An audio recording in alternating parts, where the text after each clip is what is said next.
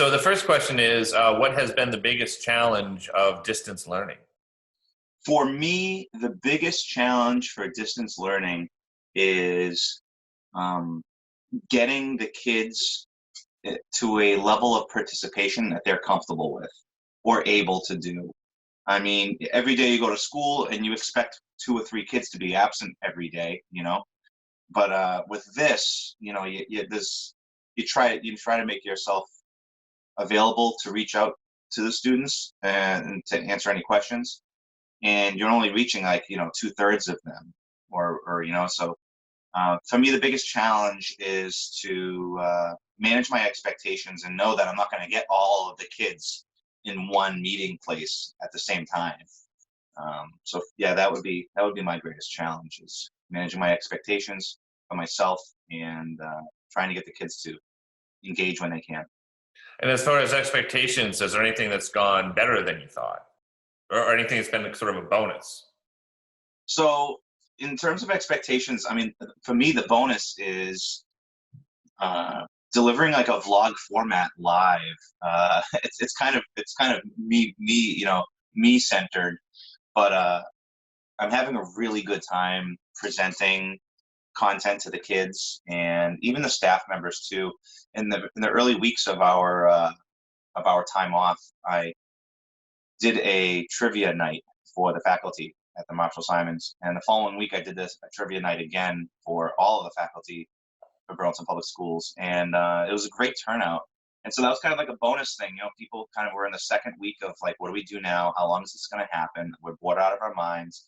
We need social interaction.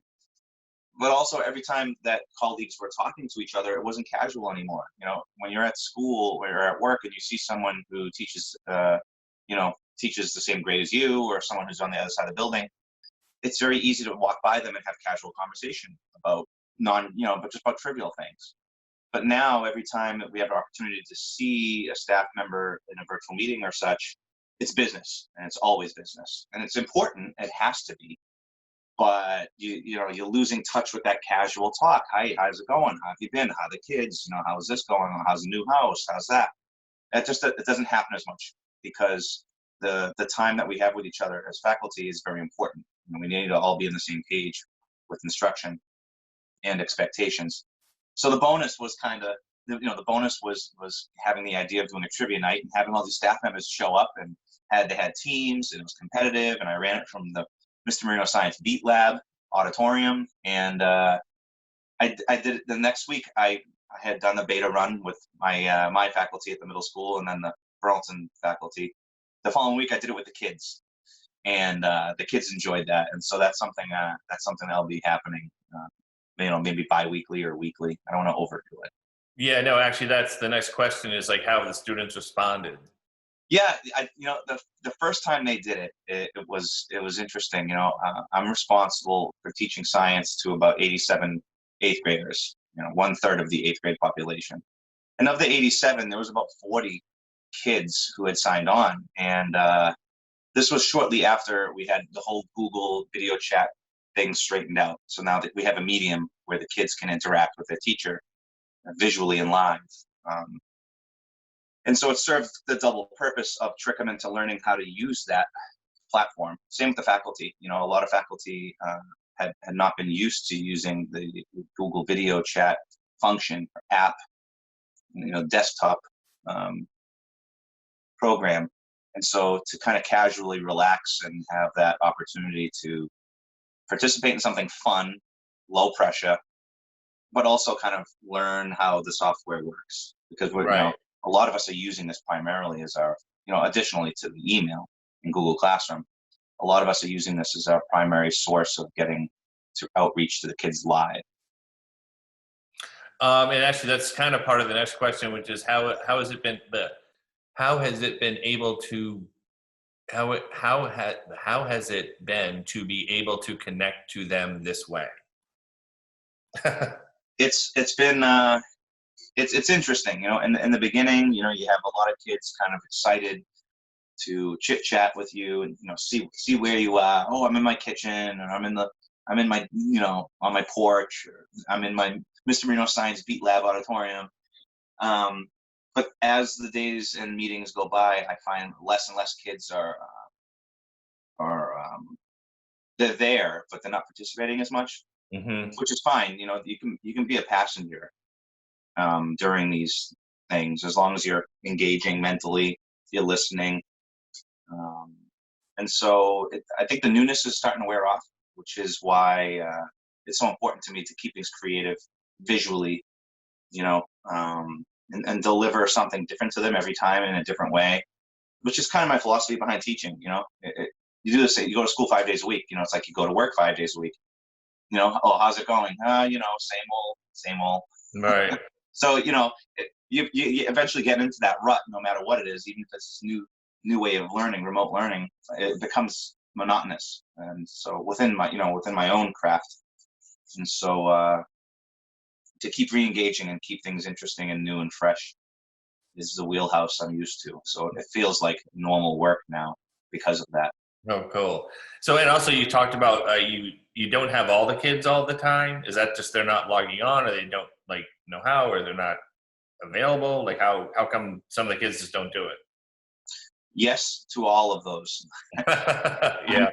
I'm only left to assume, and assuming it can be very dangerous, but you have to probably, the best way to approach it is understand that these kids have adults in charge of their home who may be going through hard times with work, finances. Maybe they know someone who's sick. Um, Maybe some of the kids are taking this opportunity to a level where they're beginning to take advantage of it. I mean, All right. and some of it, some kids might not have Wi-Fi. Other kids are sharing devices with their siblings, and some kids are just staying up late playing video games, and they don't wake up till 11. And so it's hard to explore. I don't think a teacher should be accusational towards anyone who doesn't show up. So instead, I focus on the percentage of kids who are here, and I keep track of it mentally to myself, and I see it increasing. More kids, more students are handing in more assignments.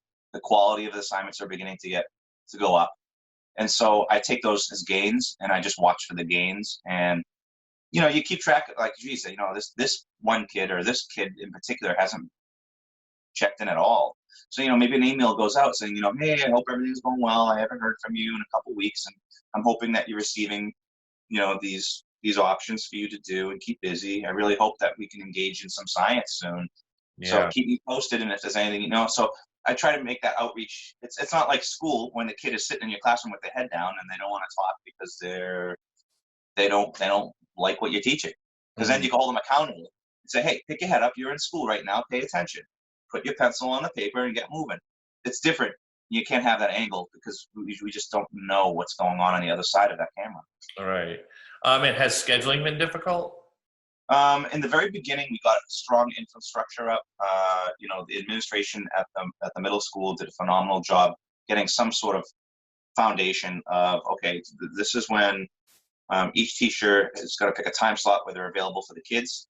Anything additional is fine, but let's offer up that each teacher has a specific time frame that will always be up every week.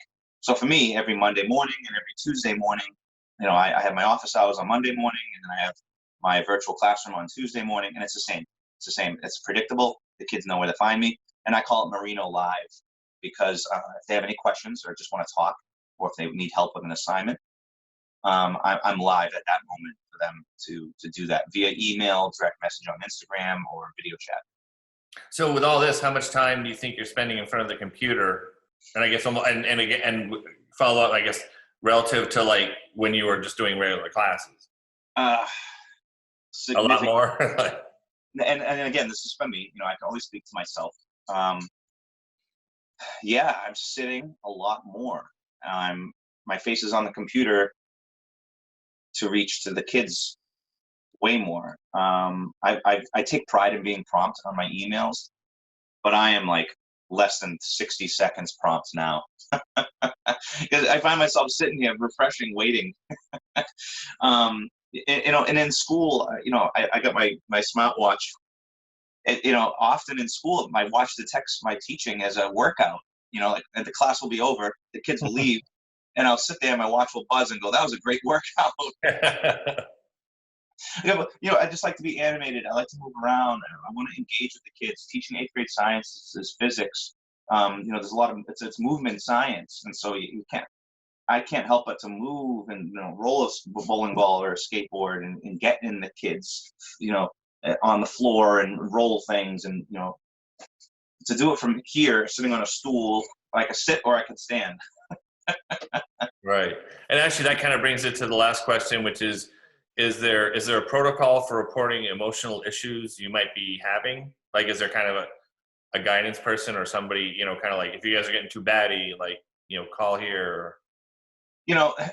That's an excellent question, and I'm going to answer with it's the same as it is in school. It's just that it's not in person, and so I would encourage anyone who's experiencing any of those feelings or emotions or issues to reach out to a teacher they're most comfortable with, or if you have a relationship with a guidance counselor or anyone down there, they are available to support you. And the most important thing is you're not alone.